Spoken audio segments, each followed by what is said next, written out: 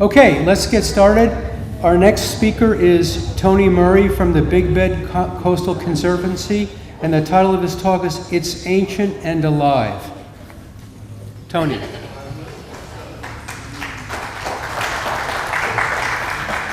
Thank you all. It's a pleasure to be here. Quick background on myself. I worked with Department of Environmental Protection for 15 years doing hazardous waste site assessments statewide, with the city of Tallahassee for over 12 years as their environmental scientist, doing hazardous waste work and real estate assessments, and then 5 years doing disaster recovery. Concurrently with that, starting in 2005, got my master captain's license, spent a lot of time out on the water, and by 2010, it was very apparent to me that the Big Bend area of Florida needed a good advocate for it as a nonprofit to be able to keep track of what was going on in our area. As we started our journey in 2005, we've had a lot of opportunity to cover a lot of the water area, and it's a pleasure to introduce you to the Big Bend Coastal Conservancy. Our mission is to protect and preserve the natural and cultural resources of the Florida Big Bend for future generations. The area that we decided to adopt after a lot of talk and review was from the tip of Cape San Blas to the Suwannee River. That's a 6-county area covering Gulf, Franklin, Wakulla, Jefferson, Taylor, and Dixie County, about 200 miles of the coast. Inward to the Blacktop Brush, the jurisdictional wetland for the area, and then outward, thanks to a FSU oceanography professor that was on discussion with us, we chose to go out 200 miles to the exclusive economic zone, a pretty large area. Over the years, we've had a lot of opportunity to do water sampling, outreach, and then partnering with different support groups for our advocacy.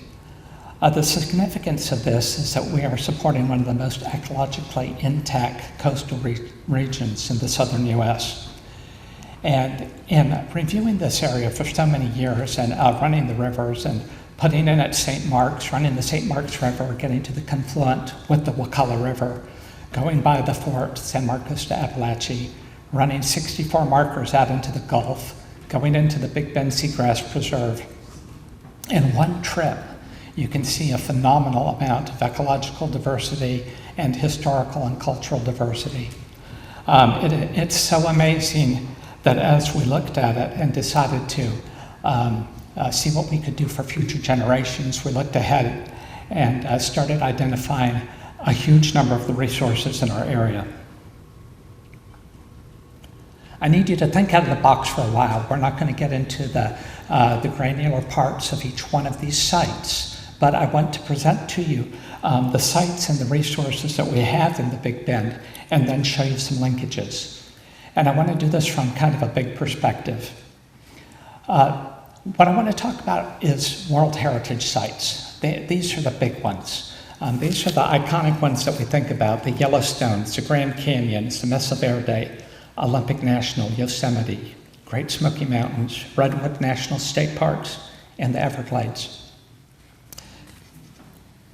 As we think about those sites, those are just in the US, you'll see a distinction between the green and the yellow dots. The green being the natural resources, the yellow being the cultural resources.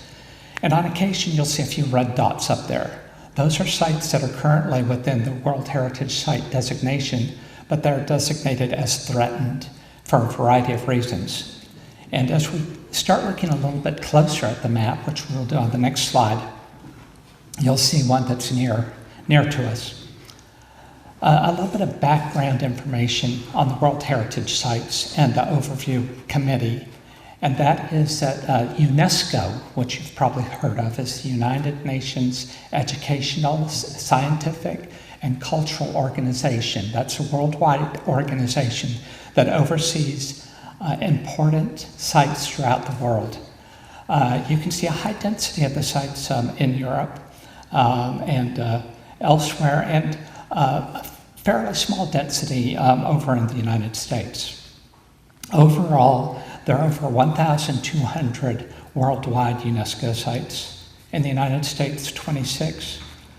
Of those, approximately 52 worldwide are threatened, one in the United States. Of the 26 sites in the United States, we'll look at the cultural sites and the natural sites, the natural heritage sites. Of additional importance is under UNESCO, which basically started after World War II. In 1972, President Nixon began the World Heritage Site Program from UNESCO, and by 1978, the first 12 sites were brought in, notably the Galapagos Islands, and 3 within the United States, one of them being the Everglades. A couple of the cultural sites that I'd like to talk about in the U.S., just to bring things into perspective, are the Statue of Liberty and Independence Hall. And of interest is the Frank Lloyd Wright 20th century architecture.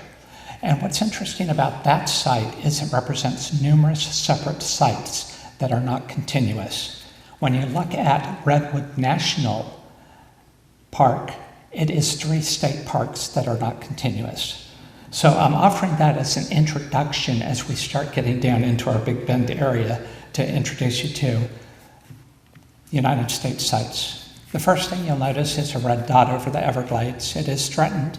I think we've kept up with why it's threatened for a wide variety of reasons. Also, that threat could possibly and potentially eliminate it as one of the sites.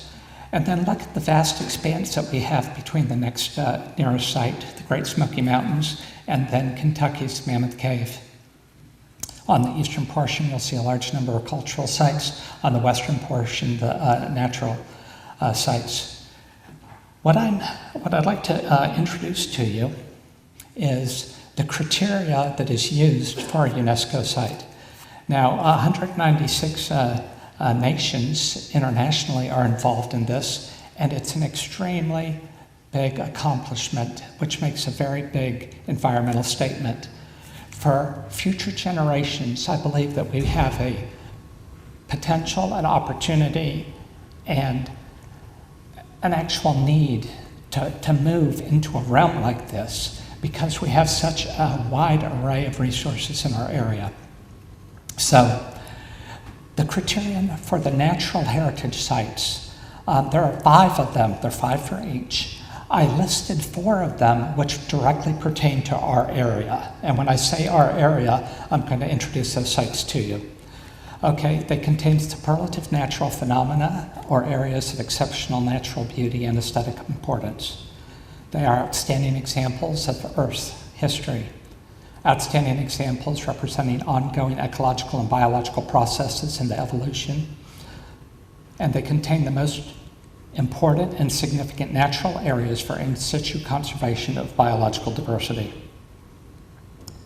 For the cultural heritage sites, they bear a unique, exceptional testimony to cultural tradition, and they are an outstanding example of traditional human settlement. Now, of the over 1,200 sites internationally, only 40 of them are both cultural and natural. Of the 26 in the United States, only 3 are listed under both. So with that background, I want to put our area into focus and talk about the importance of, if not UNESCO, then at least bringing our sites into one overall arching availability of a higher level of conservation and preservation. Now, UNESCO does allow what they call serial nominations, multiple sites that are tied by a single theme. Our presentation is about a unifying story about water, biodiversity, and human heritage. And each site separately in its own is extraordinary, and together I'd like to present that they are world class. I'm going to show you a bit of a busy map, and hopefully you can get the resolution of it. And for those that are familiar with our area, I will do our best to at least get you in the general area of interest within the Big Bend area. Now, the coastal area of the Big Bend Coastal Conservancy recognizes that we have fish that don't recognize borders, birds that don't recognize borders, weather patterns that don't recognize borders. There's a lot of expansive areas that affect the health and well-being of our natural resources in this area. Now, I'm going to pose questions to you because this is the very first public presentation of the conceptual idea to try and raise our level of preservation and conservation for our natural areas here. Now, what I want to do is start on the western side here, up in the Apalachicola River and the Apalachicola River region, specifically with the Apalachicola National Estuarine Research Reserve. It's a very expansive area, 246,000 acres. It's 52 miles long, what is currently designated. What is most interesting is that in 1983, it was recognized by UNESCO as a biosphere region, and specifically as a biosphere region for man and the Biosphere Program. It already has a UNESCO designation, but it does not have a UNESCO World Heritage designation. But it's a darn good start to put up a border of inclusion on preservation of our biodiversity. And in discussing with additional people, they said, why stop there? Maybe we should go farther west. On the map you'll see, no, you won't see, I covered it with the header. On the map at my table, you'll see that we have St. Joe Peninsula area included in this incredibly magical area. And then we have the St. Vincent National Wildlife Refuge that would be down in this area also. So we'll add that to the list. This area supports Gulf fisheries and oyster culture, and it's a hub for estuarine science and research. And a big hat tip to the Apalachicola Riverkeeper and the Suwannee Riverkeepers for what they do and how they do it, because this is the type of grassroots aspect that we need to actually be increasing so that we can get this across the plate. We won't do it in a day, we won't do it in a year. And a very small spoiler alert at this point, and it's not an impasse, but UNESCO is currently, the United States has withdrawn from UNESCO as of January 1, 2026. The US has previously withdrawn from UNESCO, and that was 4 years ago, but also there is a history of the US being in and out. When we're back in, we can be in a very good position to present the unifying features of this area. So the next gold standard could be a national park system or a national park service of linked sites that hold support for each other in a big kind of way. So that was one spoiler alert. I have another one coming up at the end. So the aquaculture of our area is incredibly important. The oysters, which are a keystone species for water quality, are incredibly important. The seagrass beds are incredibly important. These all work together in a larger ecological fashion. The Apalachicola National Estuarine Research Reserve is a hub for the estuarine science and research. And on this map, you'll notice north, still on the Apalachicola River, we have one of my favorite places is Torreya Park. How can you not include that? And with Torreya, you have the nature, tall timbers, and the Nature Conservancy have done a good job with the Garden of Eden area up there, which is an incredibly special place that holds a unique amount of resources. The Torreya has a critically endangered Torreya tree, ice age relics and unique ravines, geologic and biodiversity crossroads. If anybody hasn't been there, you need to put that on your to-do list. It's an incredible area to oversee the river. Of course, the Apalachicola River has been part of the water war area, and we have threats to that area that we need to keep track of and try and work with.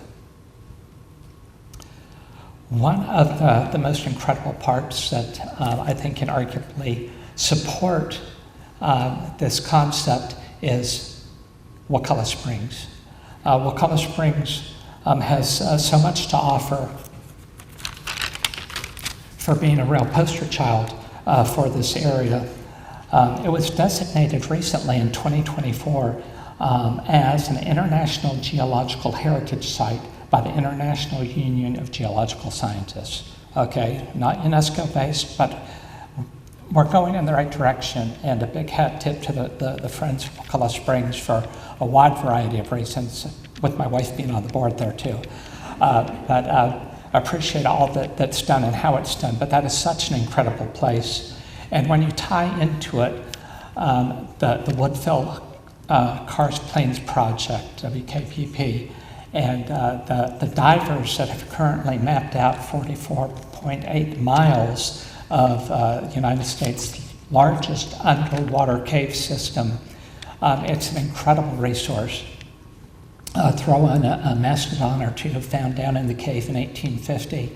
Look at the archaeological portion of it. Look at the presence of humans in this area. It ties cultural, ecological, natural resources all together, biodiversity into one incredible package. In my early discussion, as I was trying to talk myself out of and ground truth in this whole concept, I did call one of the gatekeepers to UNESCO, who is the person listed as the go-to for beginning the projects in January, and started discussing it with them. And within about 5 minutes, as I mentioned Wakulla Springs, he powered it up, and I got a hearty, heck yeah, you should go for it, based on that. And he did not even hear the rest of the spiel, like you are all about to. So Wakulla Springs is there, and now we spoke about Anir, we spoke about Wakulla Springs, and now we expand the Wakulla Springs into the Wakulla Springs River, Osceola River, Wassessa, the Wakulla Osceola Karst and Paleoarchaeological Heritage Area. Beyond belief what's going on in that area with the unique karst landscape, springs, underground rivers, evidence of early humans, Clovis tools, mastodon fossils, and the global significance for archaeology and geology. An incredible resource. Now, as I start to I'm going to speed up on my listing of things because, as you saw on that map, there's a lot of opportunity to talk about a lot of very, very neat resources in the area and then how they're linked. But I can't go past St. Mark's National Wildlife Refuge without pointing out one of my favorite places, established in 1931. It's one of the oldest refuges in the U.S., a critical stop for migratory birds on international flyways. And of course, we have the cultural landmark of the St. Mark's Lighthouse in the area. So we have the history over and over again. We repeat the environmental and natural importance of the aspects and the cultural aspects to it. Let me stop for just a second, pause, let you think about just those few sites. Catch my breath, because I'll probably just speed up as we start going through these sites. What I'd like to do is start to tell the story of the natural and cultural heritage and how it's intertwined, how to separate them, how to put the likes in the same basket, the ones that are similar, the ones that are not so similar, and the ones that support each other. It's a continuous story across the landscape, and water is a unifying thread for this. The paleoarchaeology and the biodiversity and the waterscapes and the global significance. It's one of the most diverse ecosystems in North America, and it meets the UNESCO criteria for cultural and natural heritage. There are numerous benefits to UNESCO. And I'm going to take us back to this slide to expand a bit on some of the importance of these sites. I'm going to touch back briefly on the Wakulla Springs. I see I missed a couple of portions of my note of some of the 9 great extinct mammals that were there, of the American mastodon, the Columbian mammoth, giant ground sloth, saber-toothed cat, American bison, extinct horses, short-faced bears, camels, and the dugongs that were all found within that area. Incredible resources to talk about. Think for a second if when you have friends and relatives and people ask, well, what should I do when I'm in the area? Well, if they're a geologist, we have Leon's Sinks, Oscilla Springs Trail, the steep heads of Torreya, the Wakulla Springs and their cave system, Mariana Cavern. So as we start looking at boundaries and borders of what could and should and would be inclusive, what rises to a state, federal, national, and international level to include in this within your mind. If we go to the archaeological sites within our area, we have a very rich array of sites to choose from, some of which we haven't even found yet. But putting those on the list, starting at the Florida History Museum, the Page Ladson site, San Luis Mission downtown, Lake Jackson Mounds, and the Letchworth Love archaeological mounds, those are already there. One interesting part of this concept is, first of all, we're not reinventing anything. All of these sites should have, and should be upkeeping with their management plans. They know what's going on, they know their boundaries, they know what's important to them, they know what they need to curate and how it needs to be maintained.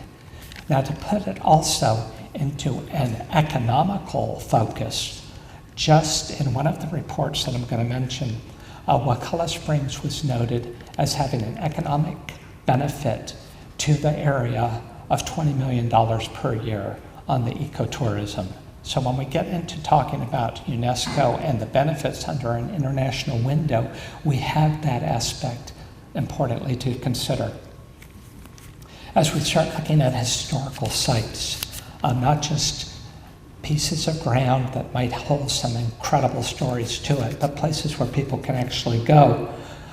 We have San Marcos de Apalache, incredible stories to tell. The St. Mark's Lighthouse, the John Gorey House and Museum, the inventor of the ice machine, which is over in Apalachicola, is a federally designated area, which is important in this type of a designation at the UNESCO level. Okay, very small site, but holds high importance in this type of a concept. In Carabel, Camp Gordon Johnston has a huge history, and that is part of what should be told and should be presented. It is preserved, and they do a great job there, but it is part of our local larger history. And then I'm going to take a deep breath and just throw this all out and see how many you recognize.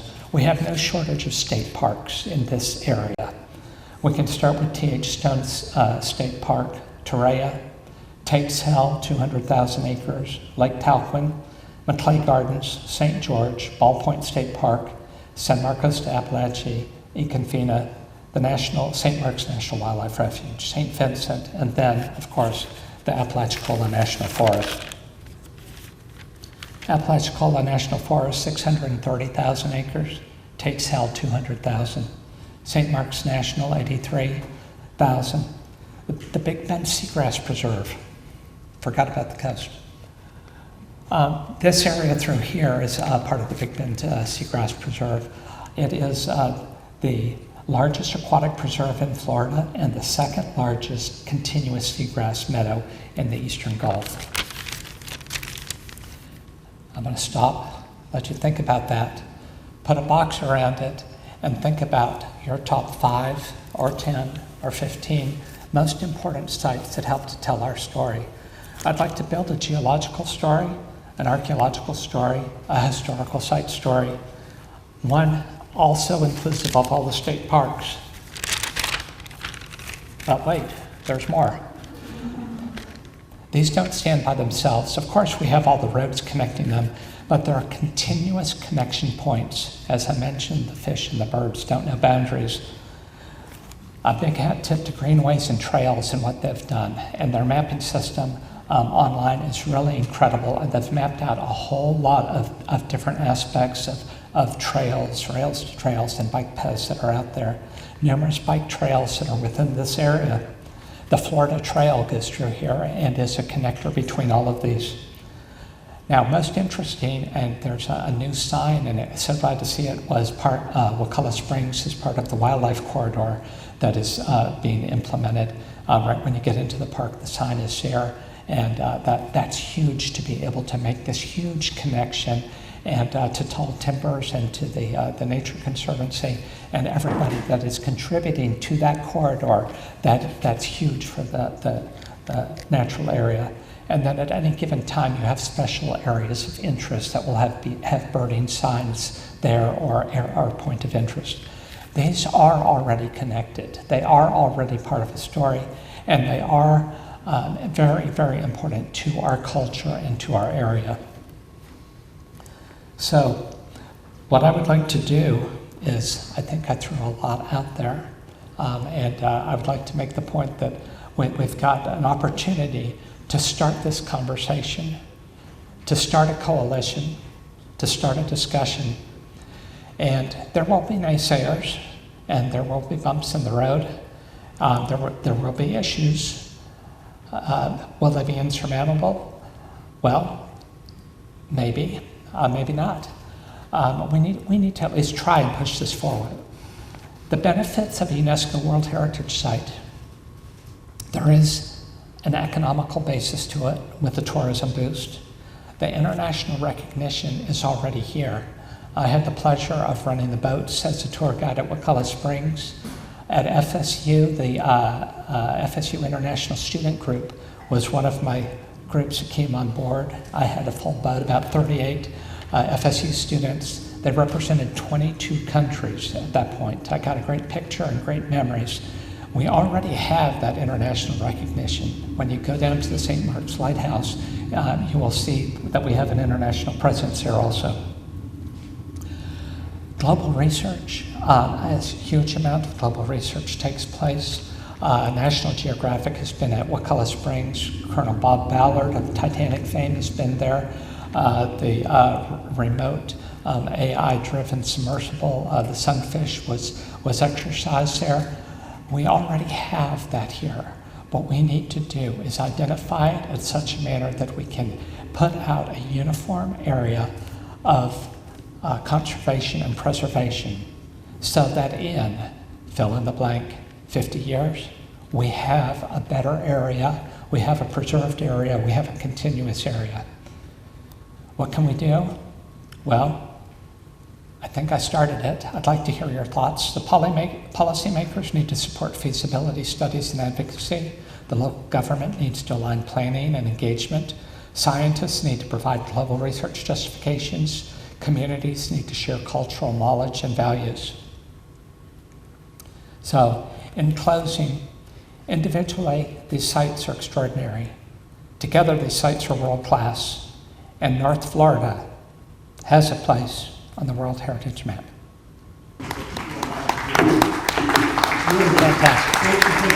Fantastic.